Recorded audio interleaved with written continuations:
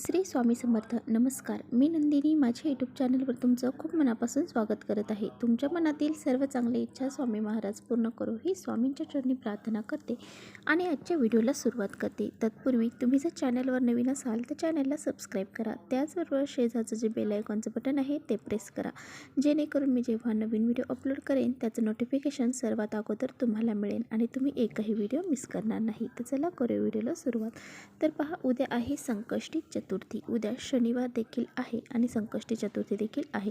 ही संकष्टी चतुर्थी मार्गशीर्ष महिन्यामध्ये आल्यामुळे ह्या चतुर्थीला अनन्यसाधारण महत्त्व प्राप्त झालेलं आहे.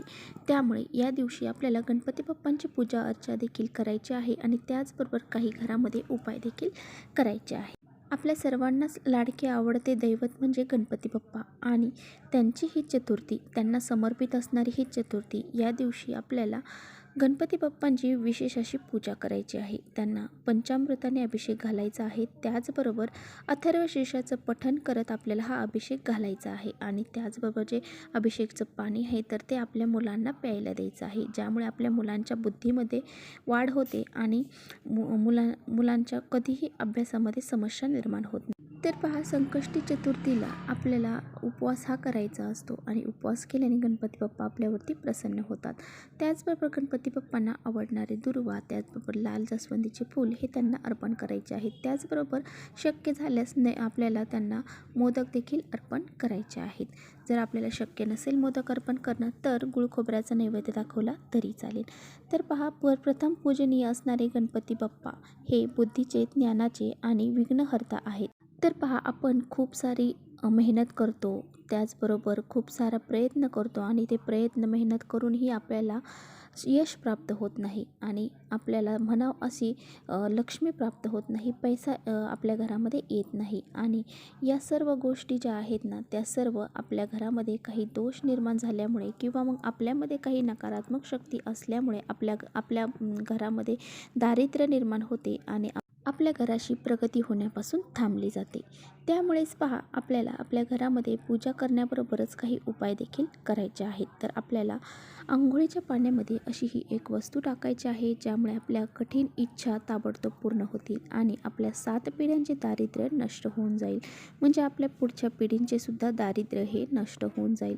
असा हा अत्यंत प्रभावशाली उपाय आपल्याला करायचा आहे. तो कसा करायचा आहे याबद्दलची माहिती आपण आजच्या व्हिडिओमध्ये घेणार आहोत. त्यामुळे व्हिडिओ कुठे स्किप न करता शेवटपर्यंत नक्की बघा, जेणेकरून तुमच्यापर्यंत योग्य ती माहिती पोहोचली जाईल. तर पहा, संकष्टी चतुर्थी, एकादशी, अमावस्या, पौर्णिमा, त्याचबरोबर असे विशिष्ट सण असतील, त्याच विशिष्ट सणांना, तिथींना आपल्याला पवित्र गंगेमध्ये स्नान करण्याला अनन्यसाधारण महत्त्व आहे. म्हणजे पहा, हा मार्गशीर्ष महिना जो आहे ना, तो हा मार्गशीर्ष महिन्यामध्ये एकदा तरी पवित्र गंगेमध्ये स्नान करण्याला खूप सारं महत्त्व प्राप्त झालेलं आहे आणि हे आपण जर पवित्र गंगेमध्ये जाऊन स्नान केलं तर आपले जे पाप आहेत तर ते नष्ट होतात, आपले पितृदोष आहे तो सुद्धा दूर होऊन जातो.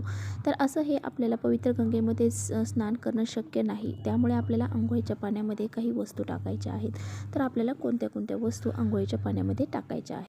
तर पहा, आपल्याला चिमूटभर तांदूळ घ्यायचे आहेत आणि त्याचबरोबर आपल्याला 5 दुर्वा घ्यायच्या आहेत आणि ह्या दुर्वा आणि तांदूळ घेऊन आपल्याला आपल्या हातामध्ये घेतल्यानंतर ओम विघ्नहर्ताय नमः, ओम श्रीं विघ्नहर्ताय नमः या मंत्राचा जप करायचा आहे आणि 11 वेळा जप झाल्याच्या नंतर ते तांदूळ आपल्याला आपल्या त्या अंघोळीच्या पाण्यामध्ये आणि दुर्वा टाकायच्या आहे. तर अतिशय सोपा आणि साधा उपाय आहे आणि हा उपाय केल्याने पहा, आपल्या स्वतःमध्ये जी नकारात्मक शक्ती आहेत त्या तर नष्ट होतातच आणि आपल्या अवतीभोवती काही नकारात्मक शक्ती असतात, दोष असतात, त्या दूर झाल्या किंवा आपल्या घराची प्रगती होण्यासाठी मार्ग मोकळे होतात. आपल्या ज्या इच्छा आहेत तर त्या इच्छा पूर्ण होण्यासाठी मदत होते.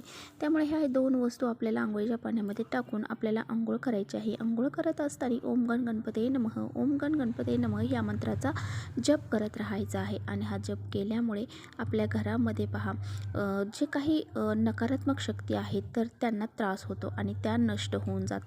तर गणपती बाप्पा हे आपले बुद्धीचे देवता आहेत. त्यामुळे आपल्याला मग ह्या तिथी ज्या आहेत ना, संकष्टी चतुर्थी, एकादशी, पौर्णिमा, अमावस्या या दिवशी हे असे उपाय करायचे. अशा ह्या वस्तू टाकून जर आपण अंघोळ केली तर आपल्या आतमध्ये म्हणजे आपलं आत्मा त्याचबरोबर मन शरीर पवित्र होऊन जाते आणि आपण देवपूजा करण्यासाठी आपल्या मनामध्ये कोणत्याही प्रकारच्या नकारात्मक गोष्टी नसतात आणि आपण ज्या वेळेस एकदम सकारात्मक पॉझिटिव्ह विचार करूनच जर आपण देवपूजा केली आणि त्या देवपूजेमध्ये आपले मन जर लागले तर आपले जे काही पूजा आपण करत आहोत त्याचं फळ आपल्याला प्राप्त होतं आणि अशा ह्या पूजेमुळे आपल्या घरामध्ये कोणत्याही प्रकारची नकारात्मक शक्ती राहत नाही. असा हा अत्यंत साधा आणि सोपा उपाय करायचा आहे.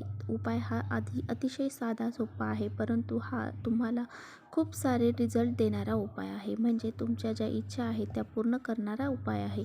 तुम्हाला जर कोणाला शत्रुपीडा वास्तुदोष असेल, पितृदोष असेल, हे सारे दोष जे आहेत ना ते आपण असे अंघोळीच्या पाण्यामध्ये काही वस्तू टाकून जर अंघोळ केली तर ते नष्ट होऊन जातात. आणि पहा, कधी कधी शत्रू हे आपले घरातले सुद्धा असू शकतात. आपल्यावरती वाईट नजर त्यांची असते, म्हणजेच काय, ते आपल्यासमोर आपलं चांगलं बोलतात परंतु आपल्यानंतर आपल्या खूप वाईट चिडतात आणि हे वाईट चितलेलं ते आपल्याला लागलं जातं. त्यामुळे असे हे घरातले शत्रू, त्याचबरोबर बाहेर आसपास आपले शेजारी पाजारी मित्रमैत्रिणी यामध्ये सुद्धा आपले शत्रू असू शकतात. त्यामुळे सुद्धा आपल्या घराला बाधा लागली जाते. त्याचबरोबर आपण आपल्या घरामध्ये स्वतःसुद्धा काही नकारात्मक शक्ती उच्चारत असतो, काही नकारात्मक गोष्टी बोलत असतो आणि त्याचंसुद्धा नकारात्मकता आपल्या घरात साठली जाते. त्यामुळे वास्तुदोष होतो आणि पितृदोष. पितृ हे आपल्या आंघोळ करताना आपल्या भोवती पाणी प्यायला येतात आणि आपण असे काही मंत्र उच्चारण करत आंघोळीच्या पाण्यामध्ये ह्या वस्तू जर टाकल्या तर आपल्या पितृ हे प्रसन्न होतात आणि त्यांनासुद्धा मोक्षप्राप्ती होते. असे हे दोष जे आहेत ते यामुळे नष्ट होतात. तर चला, अत्यंत प्रभावशाली उपाय तुम्ही करायला विसरू नका. इथेच थांबवते माझा व्हिडिओ आवडला असेल तर नक्की लाईक करा. चॅनलवर नवीन असाल तर चॅनलला सबस्क्राईब करा. परत भेटूया अशा छानशा व्हिडिओसोबत. तोपर्यंत श्री स्वामी समर्थ.